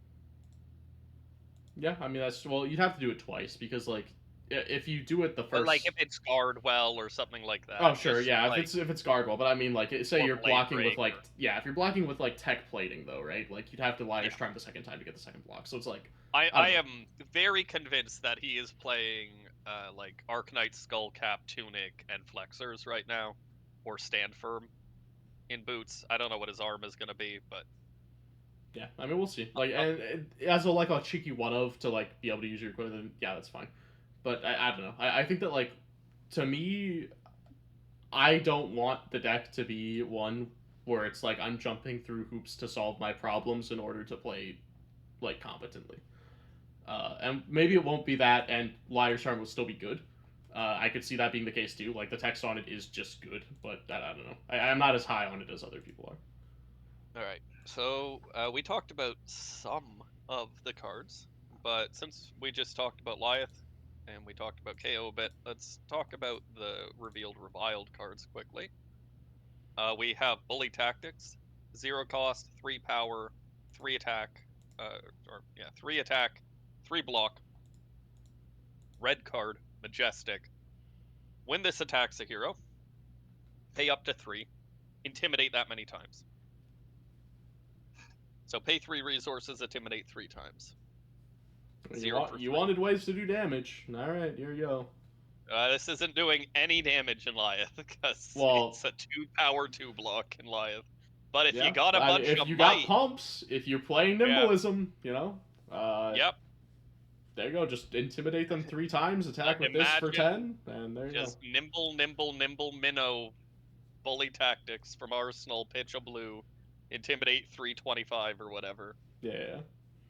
No, Um, I think that it's good. I think it's good in both. Like this in KO also seems kind of silly, but I mean you need a ton of resources for it there. But it's like send this in for like 10, intimidate 3 times or something. Like not bad. yeah, I think this card will be one of the most hated cards in Fab Uh, once it's actually like supported. I don't know if that's necessarily true. Like to me, this just is like a way to close games. I think that's good. Like I like that the decks have It a way just, to do but like something. it's just like Storm Striders, you know. In a Like way, obviously it doesn't kill you on your turn, but it will kill you from like 10 with no interaction well, more there's like often than there's one. things you can do to interact with this, right? Like you can put a D-react in your arsenal and wait for this when you're getting low, right? Like you have means of dealing with it. Like Striders was like, okay, I can't go below like 2 cards in hand ever Yeah. when I'm at 8, you know. So it's Obviously, it's just we'll see. We'll see exactly how supported this is, but it's I've seen people talking about how like the game plan. I watched the Runaways podcast again this week. Uh, Unsure if that's against my better judgment or not right now. Uh, love the guys there. They were talking about. One of the guys was talking about Mario and Verdance having the same game plan. They both want to get you to single digit HP, and then they kill you in one hand from there yeah, without you being able to meaningfully interact. yeah, This is another like, okay, I'm at 10 HP, and they send Kiss of Death with 3 cards in hand. I'm dead. Like, there's nothing I can I don't do. know. I feel like there's more ways to interact with this than there is to interact with that, though. Maybe we'll see, right? We'll see what ends up being the support for this. I imagine it will end up in a similar place where it's like 7 to 9 HP danger zone. If you ever give your opponent a like nearly full hand, you're dead. And also Lyeth has a 5 card hand, so good luck. Good luck stripping the 0 for 3 pumps out of that hand. Yeah, I mean for sure. Like this is a way to close games. Like that's what it's here Yep. for. But I think that it's one that has more ways to it because like we'll see like how many on hits Lyeth winds up having if you need to use equipment early in the game or not. But like if you can hold equipment interacts with this favorably into assassin. You're more priced into using it early, so that's different. For Maybe. like the Kiss of Death situation, like flicking it is also a big part of that. Only shelter and prevention effects interact with that. This you can just have a D react in your arsenal. I mean, I think this is fine. You keep saying you can just have a D react in your arsenal, but I it's that's harder than like, especially if there's I'm just other saying there are relevant things things you can happening. do, you know? Like, there's more Yeah. things that interact with this than there are things that interact with Striders. There's more things that He, interact with this than interact with flicking. So I think here's that the thing it's. though, right? Here's the thing. Damage is damage. A Yeah, D no, for react sure. a D react for full value is the exact same as a D react on this. It doesn't matter if it's in your arsenal or not. If you played it a turn earlier to block 4, you'd be 4 HP Well, higher. it's. Yeah, sure. Same thing But with your yes, armor. of course. Yes, I'm aware. But I'm just Okay, saying, like. but like that's the important thing Well, here, no, right? Is the this difference is you doesn't. made them pay 3. The difference is that they committed to the line. Like, if you're not low enough for the Intim to, like, probably kill you, it's less value to pay 3 to Intim 3 cards if they weren't going to block anyway, because this is just raw damage, it's no on hit. So, like, I suppose. you know, so it's like, there are ways you can play around this. There's ways you can engineer favorable ways that people play this card. I don't think that's really true for, like, Kiss of Death Tarantula Toxin or for Striders, you know? Let's just But say this: but Razor anyway, it's good. Reflex, Razor Reflex, big stonks in the reviled heroes. I agree. But anyway, Mocking um, Blow, the other one. Mocking Blow. This card much better on face, even though it's only a rare. 0 cost, 1 power, 3 block. Wow, that sounds really good, doesn't it? Red comes in full cycle.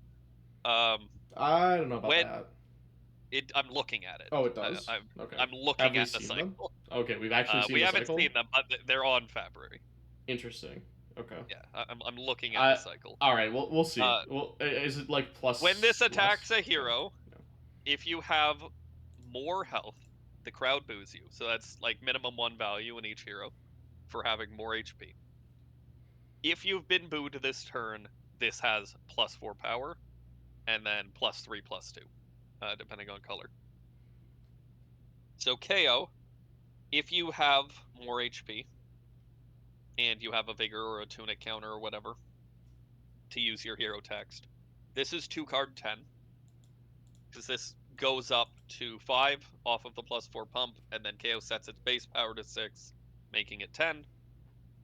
In Lyeth, at the very least, it's a 0 for 5 that booze gives him a might, assuming you're higher HP.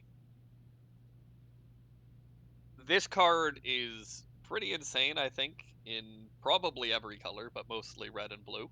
It is Vipox that doesn't have to hit. Like, Sort of, yeah. kind of on face, But right? you Like, do need to be higher HP, right? yeah, That's yeah. a big thing. I think Lyeth might end up having issues with that. Depends on how many reviled cards let you steal HP from people temporarily or something. Or like how high tempo you end up being in these classes. The more I see like the reviled cards and like caring about being more HP and you know all this stuff, it makes me wonder what type of Lyeth they were testing with if they thought CYB would be legal. Like, can you imagine 5 int CYB reviled having more health constantly for the reviled? Like, seems so annoying. Play 3 Poison the Well. Yeah, I guess. But anyway. I mean, memes aside, it might have been good enough, but this is literally the CYB deck, right? Yeah, no, Oasis, it really Sigil, feels like the fucking CYB deck to me. yes. Oasis, Sigil, CYB. People would have hated playing against this deck, Yeah, for but sure. I'm not convinced it would have been objectively broken if you tacked for it. It's just I'm not people would convinced not it have would have been been happy. broken, but like, yeah, no, I think it would have been annoying for sure. Yeah.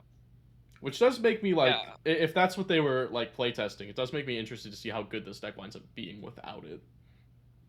Yeah, exactly. So we'll see. We'll see. Um,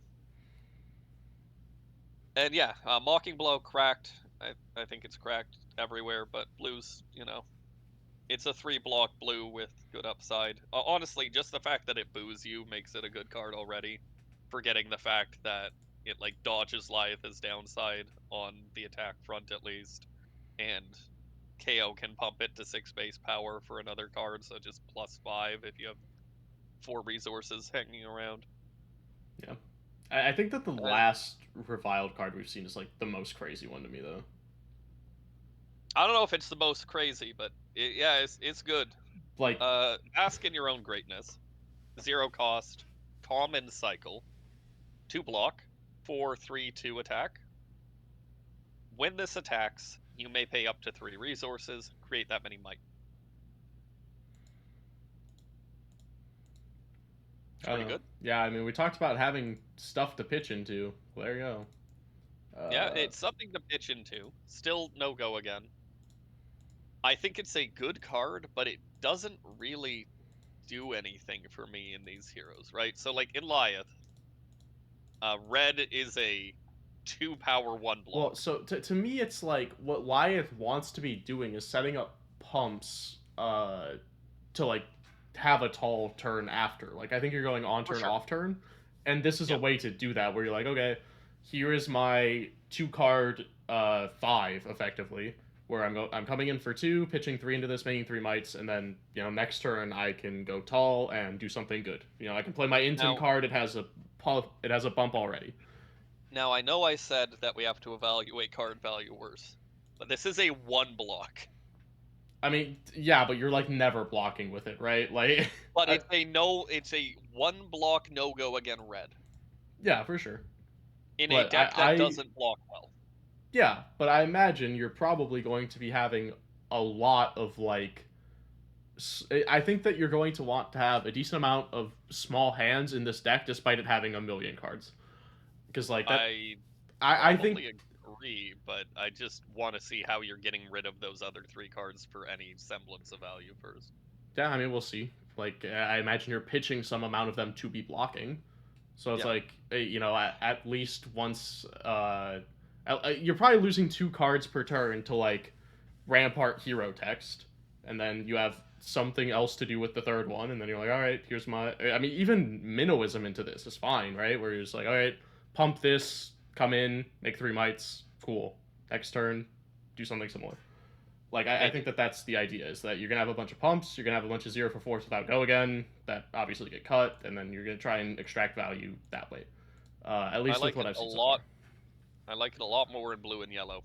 I will say. I think the blue makes sense in him. The yellow might make sense in him. I don't know about red. Yeah, we'll And in see. KO, Yeah, I think in general yellows make more sense in him than reds do. depends on the break point, but yeah. Yeah, for sure. Um, KO.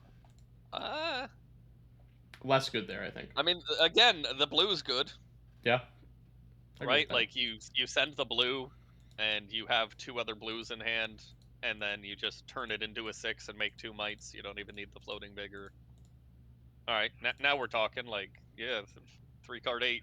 Let's go. Yeah, yeah.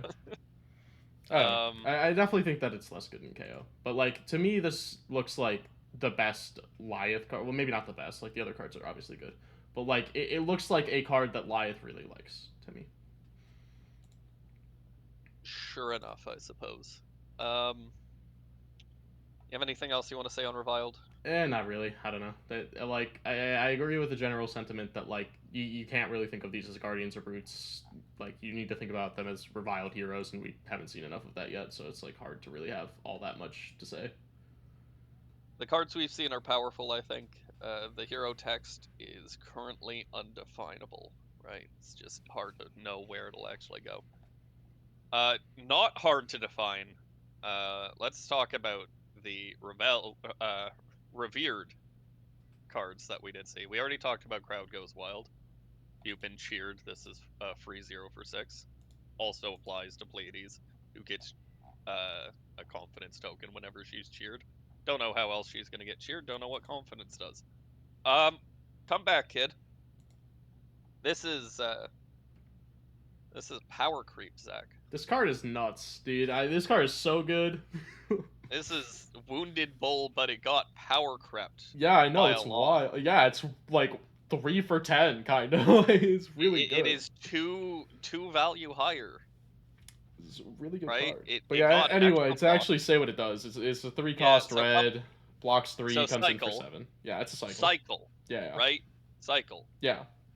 3 cost. Yeah, so 3 In cost in red. It's a 7, 3 blocks block. 3. Yep. And Yeah. when it attacks a hero, if you have less health, the crowd cheers you. So obviously you get your cheer benefits there. And then if you've been cheered, it gets +1. So if you have less health, so Wounded Bull, it's coming in for 8, and it cheers, and it blocks 3. Otherwise, it's just Wounded Bull. So it's like, you're probably getting 9 value when you play it. It's fine to block. You get to play a cycle of this and be happy about it. Like, I don't know. This seems like an instant 3 of to me. At rare, yeah. I don't know. Probably instant 6 of. Maybe you'll play yellow. Is my current. Oh, I was saying like blues at least, and then we'll see on reds. 7 power, so it pops. Yeah, no, for sure. Like I think that I find it unlikely that you're not playing this in red. It is. I think the Guardian for sure will play this, and then we'll see if the Brute actually wants these. I mean, maybe the Brute winds up playing 9 of these. Who knows? But like. Yeah, that's what I mean. Like, yeah. I could very much see 9. Like. Yeah, this card's cracked. It's really good. This card's just. It's just. So like, all right. The value proposition is just so good. Like, I don't know. Even in blue, it's like a 3 for 7. Yeah, we didn't talk about the revered theming as much. Reviled is cheating and underhanded tactics, and revered is fair, like play hard, play fair, and mount the ultimate comeback. Essentially, they want to be lower life, and they want to be playing like fair flesh and blood, upfront value, essentially, seems to be the game plan. And this might literally be the minus, like, not acknowledging synergy that might exist with, like, a Levia card or something like that. This might be the most overrate fair fab card I've ever seen. Yeah, I would agree. It's like... It is just straight up 0 for 9. And that's kind of like thinking about the theming too. Going back to the sagas thing, it does make a lot of sense to be like, all right, well, if we're playing fair and face up, here are the things that are going to happen to you over the next 3 turns. And you're gonna get your ass beat. Yeah, exactly. Like I don't know. I think that theming is kind of cool. This card's cracked. It pops at 7. It pops in yellow at 6, and in blue, it's a blue 2-card 7. Yep, and it blocks 3. Well, I don't know. What more could you ask? Like, what so more good. could you ask from a fair fab card? Very obviously not a high synergy piece. There's no go again, and the only real synergy is you get cheered, but you can only play this in heroes who get value from getting cheered. So, not really counting that as some insane synergy. I don't know. This to me is like the backbone of the deck kind of thing. You know, where it's just like it's consistency piece. It's just good value turn to turn. Buy your Heart of Findles now. Yeah, for sure. This is the most Heart of Findle coded deck you've ever seen. Whatever, everything's like A, B lower. All right, fine. Yeah. Heart of Findle, such a good card when its text is active. And then we have Dig In. Dig In, common cycle, 3 cost, 3 block, 7 attack in red. I think we're getting to a trend here. When this defends, you may pay up to 3, create that many toughness tokens. Yeah, this is like something for the Brute to do if he taps on your opponent's turn, I guess. It was like, all right, I block for 3 with this, I tap my hero, I get some amount of resources, maybe I get cheered, I can make some toughness tokens. Don't know what they do. Depending on what Pleiades ends up with as a weapon. Pleiades is getting an armory deck, which we didn't mention, but we don't know anything from it, so just we know that she's getting an armory deck. We know that armory deck's description says it includes a weapon, even though this set says it includes no weapons. Well, the set says that there's no weapons in limited. So, there's still a chance we could get, like, M expansion slot weapons for the heroes, and maybe that's a thing, but, like, yeah, as far as the limited set is concerned, there are no weapons. It implies, it doesn't say either of these things directly, it implies that there's no weapons in the set, and it implies that maybe there could be something outside of limited. Yeah, I mean, if nothing else, I expect there to be an expansion slot weapon for Lyeth. Like, I just think he's playing Titan. I don't know. I can see Tough Nut using Rock. I can see KO using Claws or like something of the sort. But I don't know. When I look at Lyeth and he's got that big pole arm behind him, I'm like, they're really not going to make that thing? I don't know. That's not a pole arm. That's a normal sized hammer. He's just small. Okay, sure, but like, I'm still, pretty sure I'm pretty sure he just plays Titan's Fist, but yeah, I mean, like, I think Titan's Fist seems like a good card in him. like the best that we have currently. I wouldn't mind playing it, but I also wouldn't be surprised if they got him something. Maybe we'll see. Pleiades though is the one where I do think she'll have her own weapon because the armory deck says it includes a weapon. Um, and I'm assuming she'll have her her axe guitar. I don't know if it'll be an axe. Warrior players out here crying that there's an axe that's not in Warrior, or if it'll just be classified as a hammer to make pummel and some other interactions easier. Doesn't look like it would be one-handed, so the whole reason I'm bringing this up, mind you, would she play a Rampart? Because digging with Rampart, woo, that's Yeah. good. Yeah, true. I mean, depending on what Uh, toughness is, I guess. But yeah, it sounds good. well, just assuming that toughness is 1 value per mana here, right? Yeah.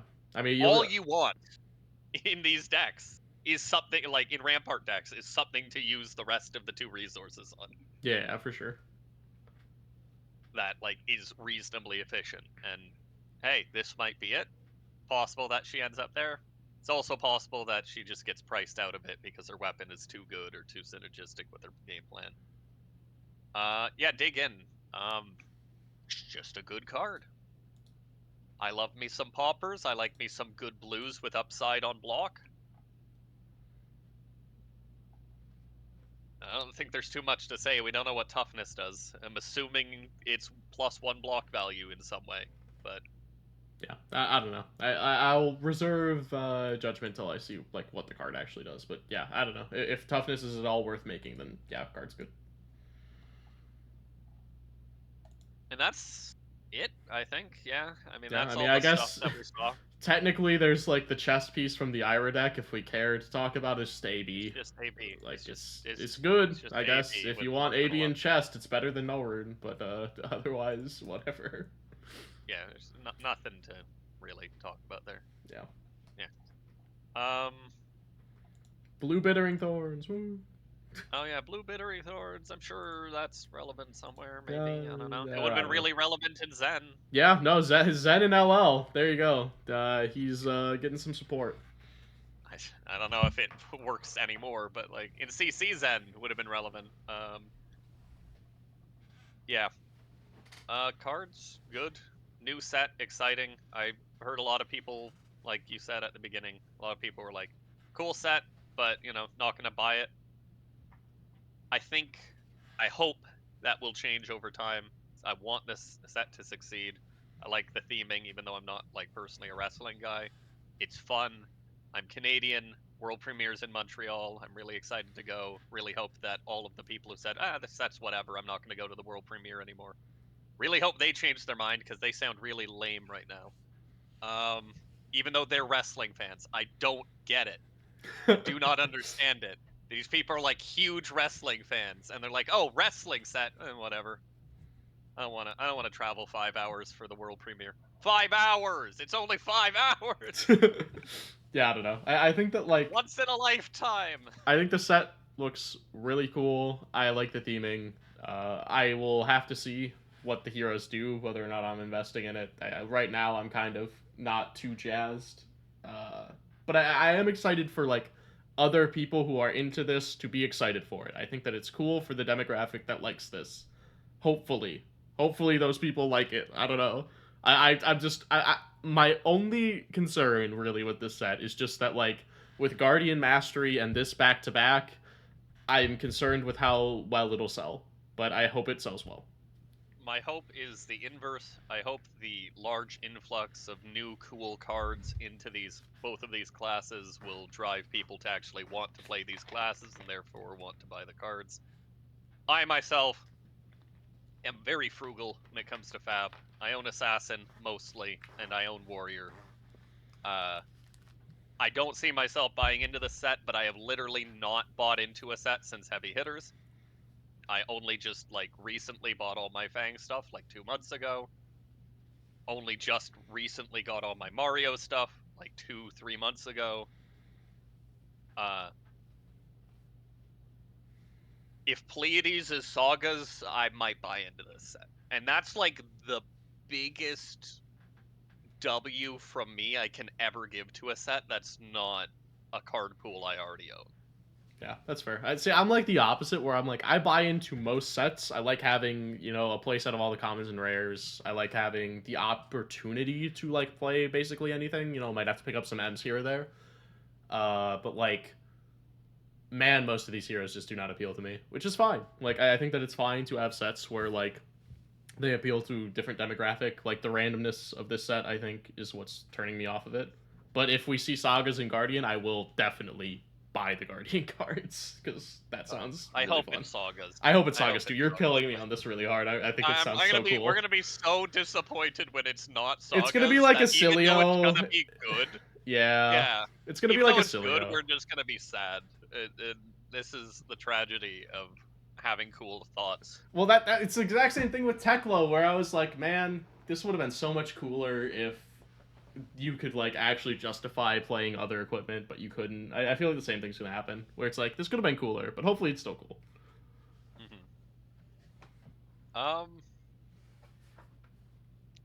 right. Any closing thoughts? I guess. No, I don't know. Buy your cold foil knuckleheads now. And rocks. Get your rocks. Nah, those already spiked, I think. Well, they have. Get your if you're someone who wants Fables, I can't imagine Heart of Fyendel stays at its current price after this set if it hasn't. Actually, spiked. what is Heart of Fyendel at right now? Let me check this. I'm actually curious if it's spiked. Yeah, I will too.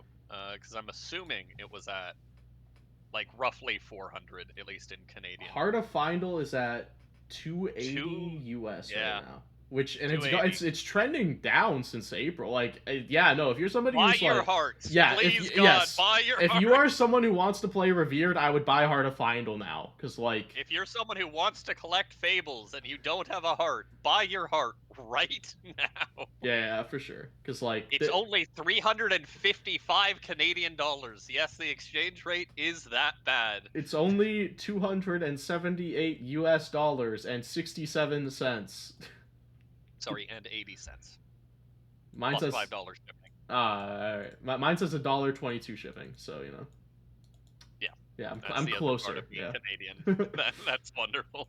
Just trying to find cards and then getting it shipped from 5 different places for $5 per thing. That is tough.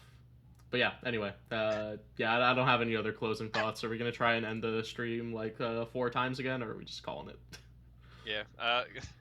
Have fun, guys. Good luck at Nats. We're going to be watching Australian Nats, and we'll talk about League next week if we don't have anything. Oh, true. We could talk about MSI. We've been watching that. Well, just yap. Yeah. Just random Zach's crap. the only dirty League player here, but yeah, this man gave up. Yeah. I haven't played that in a long time. Your account got stolen and sent to Brazil, and you've never been the same since. Yeah. I'm a big esports fan, so we've been watching MSI. We might yap a little bit about that next week. But anyway. Just to make sure that we could try to end it a third time. Yeah. Anyway, bye. See you guys next week. Bye-bye.